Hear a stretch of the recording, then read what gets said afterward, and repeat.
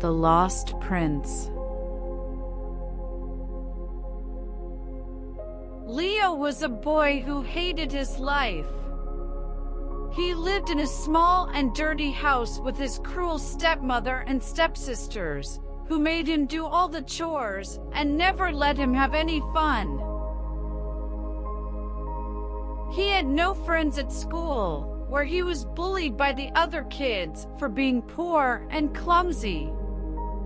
He often wished he could escape from his miserable existence and find a better place to live. One day, he found a strange book in the library. It was called The Lost Prince, and it told the story of a young prince who was kidnapped by an evil witch and taken to a faraway land called Zalora. The prince had a magical pendant that could open a portal to Zalora, but the witch stole it from him and hid it somewhere in the land. The book said that only someone with a pure heart and a brave spirit could find the pendant and rescue the prince. Leo was fascinated by the book. He felt a connection with the prince, who also longed for freedom and happiness. He wondered what Zalora was like, and if he could ever go there. He decided to borrow the book and read it at home. That night, he sneaked the book into his room and opened it. As he did, he saw a bright light coming from the pages. He was startled, but also curious. He leaned closer to the book and suddenly felt a strong pull. He gasped as he was sucked into the book, and everything went black. When he opened his eyes, he found himself in a forest. He looked around and saw trees, flowers, and animals that he had never seen before. He realized that he was in Zalora, the land of the lost prince. He was amazed, but also scared. He didn't know where he was, or how to get back. He wondered if he had to find the pendant and rescue the prince, or if he could just explore the land and have some fun. He decided to do the latter, since he had never had any fun in his life. He walked through the forest, admiring the beauty of nature. He saw a river and decided to swim in it. He felt the cool water on his skin and smiled. He saw a fruit tree and decided to eat some of its fruits. He tasted the sweet and juicy flavors and sighed. He saw a butterfly and decided to follow it. He ran after the colorful insect and laughed. He felt happy for the first time in his life. He didn't notice the shadow that was watching him from behind a tree. It was the witch, who had sensed his arrival in Zalora. She recognized him as the boy from the book, and knew that he was the one who could find the pendant and rescue the prince. She decided to stop him before he could do that. She cast a spell, and a net of vines appeared out of nowhere and wrapped around Leo. He screamed and struggled to free himself. He saw the witch, who had a crooked nose, a pointed hat, and a black dress. She cackled and said, "Hello, my dear. I've been expecting you. You're the boy from the book, aren't you? The one who thinks he can save the prince. Well, you're too late. I've already hidden the pendant in a place where you'll never find it. And now, you're my prisoner. You'll never see your home again. You'll never see the prince again. You'll never see anything again. except for me. And I'll make sure you suffer for the rest of your life." She dragged him to her hut, where she locked him in a cage. She told him that she would torture him every day until he told her where the book was. She said that she wanted to destroy the book so that no one else could enter Zalora and threaten her power. She said that she was the ruler of Zalora and that everyone feared her and obeyed her. She said that the prince was her slave and that she had broken his spirit and his will. She said that he was nothing but a puppet who did whatever she told him to do. She left him alone and went to prepare her tools of torment. Leo was terrified and hopeless. He wished he had never opened the book. He wished he had never come to Zalora. He wished he could go back to his home, even if it was a horrible place. He cried and prayed for a miracle. Meanwhile, in another part of the forest, the prince was walking with his guard. He was a handsome young man with blonde hair and blue eyes. He wore a fine suit and a crown and looked like a real prince. But he was not. He was a fake prince who had been created by the witch to fool the people of Zalora. He had no memory of his past or his true identity. He only knew what the witch had told him, that he was the prince of Zalora, and that she was his mother. He believed her and loved her. He did everything she said and never questioned her. He was happy, or so he thought. He didn't notice the pendant that was hanging from his neck. It was the real prince's pendant that the witch had given him as a gift. She had told him that it was a symbol of his royalty and that he should never take it off. He didn't know that it was the key to Zalora and that it could open a portal to another world. He didn't know that it was the only thing that could save him and Leo from the witch's evil. He walked with his guard, who was also a fake. He was a spy who worked for the witch. He was there to watch over the prince and make sure he didn't do anything suspicious. He was loyal to the witch and hated the prince. He wished he could kill him, but he knew he couldn't.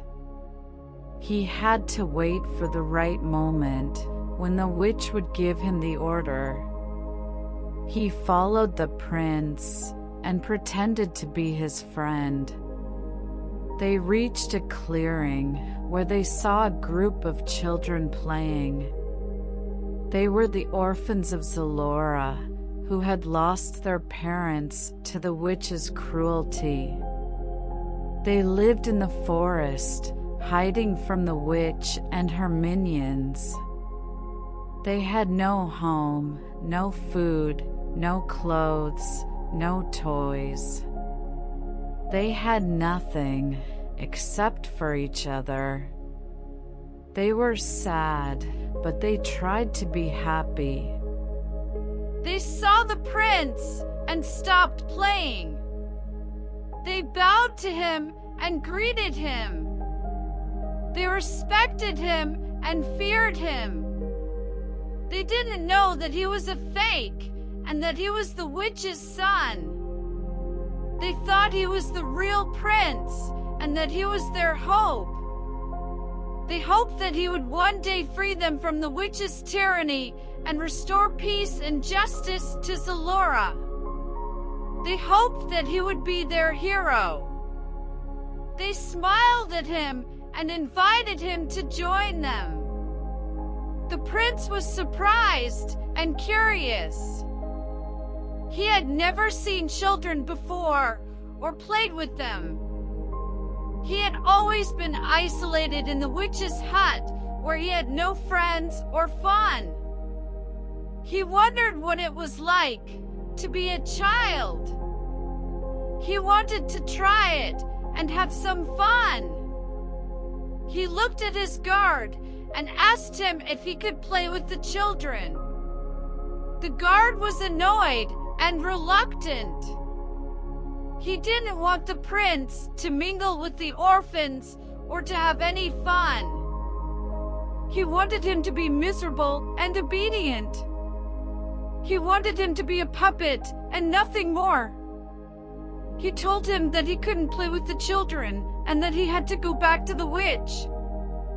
He said that the witch was waiting for him and that she would be angry if he was late. He said that the witch loved him and that he should love her back. He said that the witch was his mother and that he should obey her. He lied to him and tried to manipulate him. The prince was confused and conflicted. He felt a pull towards the children and a push away from the witch. He felt a desire to play and a fear to disobey.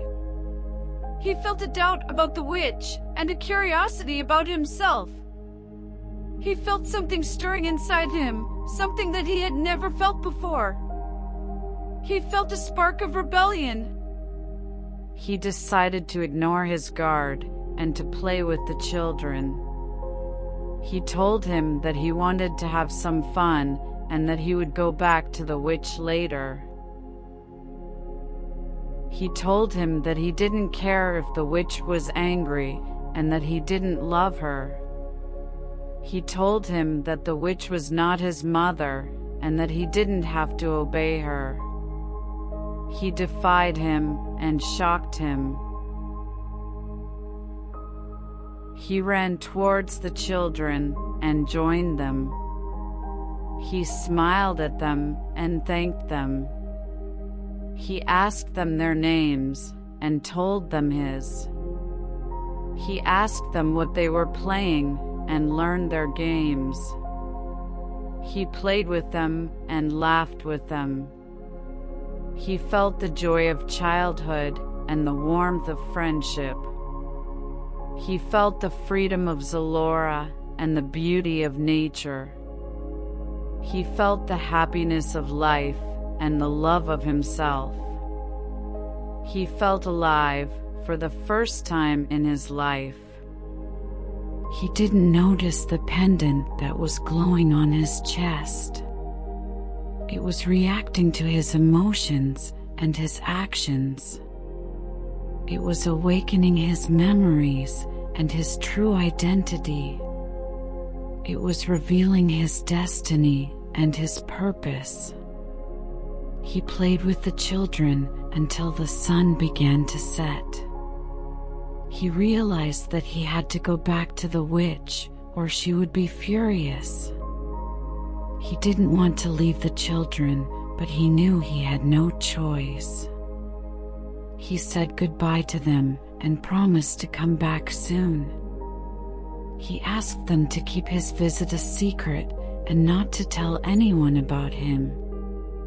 He hoped that they would be safe and happy. He followed his guard, who was silent and angry.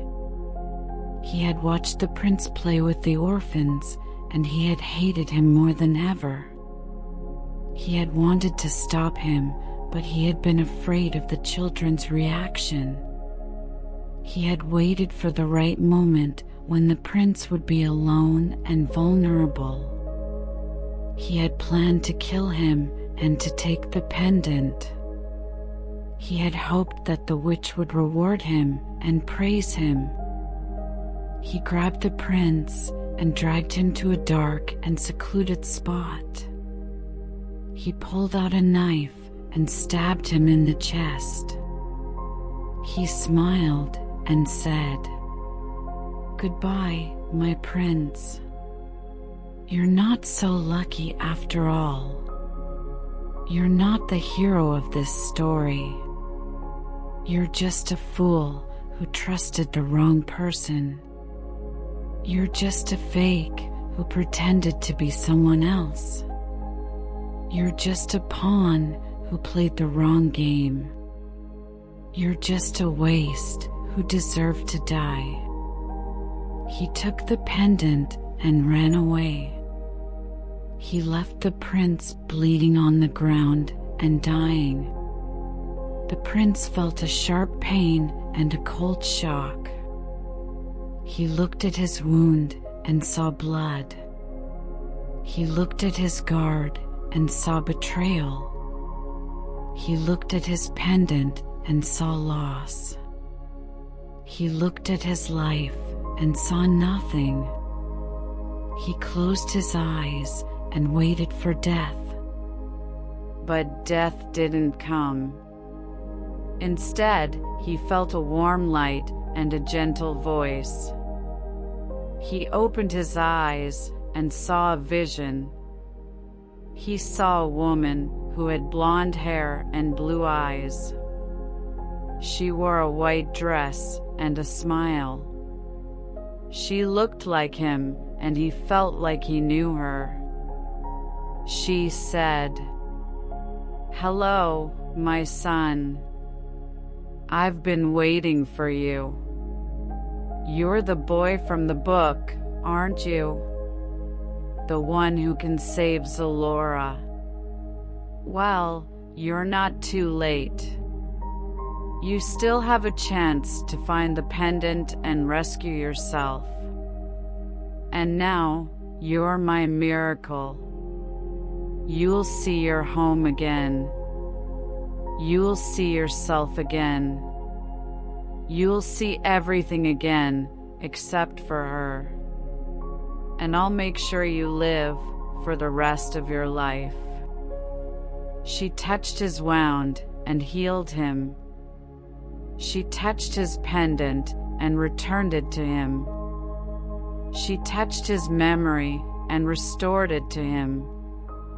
She told him that she was his mother and that he was the real prince. She told him that he had been kidnapped by the witch and taken to Zalora. She told him that he had a magical pendant that could open a portal to Zalora. She told him that he had to find the portal and go back to his world. She told him that he had to defeat the witch and free Zalora. She told him that he had to be the hero and save the day. She kissed him and said goodbye. She said that she loved him and that she was proud of him. She said that she would always be with him and that he would always be her son. She faded away and left him alone. Leo was stunned and amazed. He looked at his wound and saw no scar. He looked at his guard and saw no trace. He looked at his pendant and saw a glow. He looked at his life and saw everything. He remembered who he was and what he had to do. He was Leo, the lost prince of Zalora. He was alive and he was ready. He got up and ran. He ran towards the portal and towards his destiny. He ran towards the witch and towards his enemy. He ran towards the children and towards his friends. He ran towards himself and towards his happiness. He ran and he didn't stop. He was the hero of this story and he was going to win. He ran through the forest, following the glow of his pendant. He knew that it was leading him to the portal and to his world. He hoped that he would find it soon and that he would be able to escape from Zalora. He wondered what his world was like and if he would be happy there. He wondered if he would see his mother again and if she would recognize him. He wondered if he would have a home and a family. He didn't notice the witch, who was flying after him. She had sensed his escape and his recovery. She had seen his vision and his memory. She had heard his defiance and his rebellion. She was furious and terrified. She knew that he was the real prince and that he was the threat. She knew that he had the pendant and that he could open the portal. She knew that he had to stop him, or she would lose everything. She cast a spell, and a storm appeared out of nowhere. It rained thunder and lightning, and wind and hail. It blocked his way and slowed him down. It hurt him and scared him. It tried to stop him and to kill him. She shouted and said, "Stop, my son. You're making a mistake. You're not the boy from the book. You're not the one who can save Zalora. You're too late. You can't find the portal, and you can't go back to your world. And now, you're my enemy. You'll never see your home again. You'll never see yourself again. You'll never see anything again, except for me. And I'll make sure you die for the rest of your life." She flew towards him and prepared to strike. She had a staff that could shoot fire and ice. She had a ring that could control minds and hearts. She had a cloak that could turn invisible and invincible. She had everything except for him. She reached him and attacked him. She shot fire and ice and tried to burn him and freeze him. She controlled his mind and heart and tried to confuse him and break him. She turned invisible and invincible and tried to surprise him and overpower him. She did everything except for love him. He dodged her fire and ice and avoided being burned and frozen. He resisted her mind and heart control and remained clear and strong. He sensed her invisibility and invincibility and found her and fought her. He did everything except for hate her. He fought back and defended himself.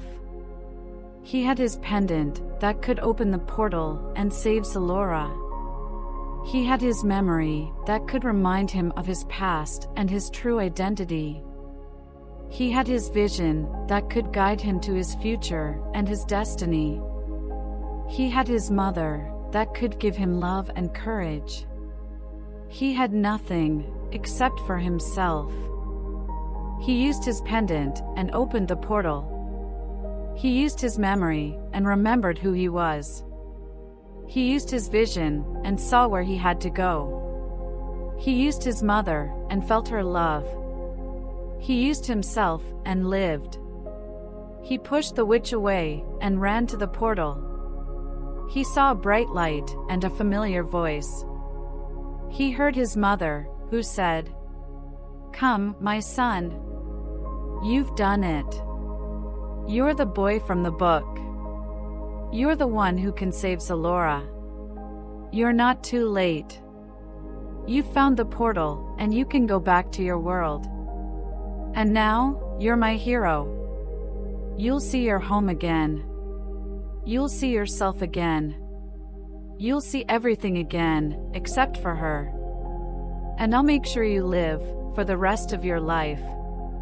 He smiled and said, "Thank you, my mother. I love you. I'm coming." He jumped into the portal and left Zalora. He left the witch, who screamed and cried. He left the guard, who ran and hid. He left the children, who cheered and clapped. He left the forest, which sighed and smiled. He left everything except for himself. He entered the portal and went to his world. He went to his mother, who hugged and kissed him. He went to his father, who welcomed and praised him. He went to his friends, who greeted and supported him. He went to his home, which was warm and cozy.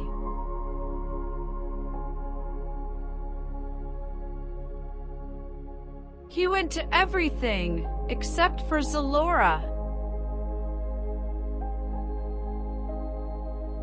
He was happy, and he was free. He was Leo, the lost prince of Zalora.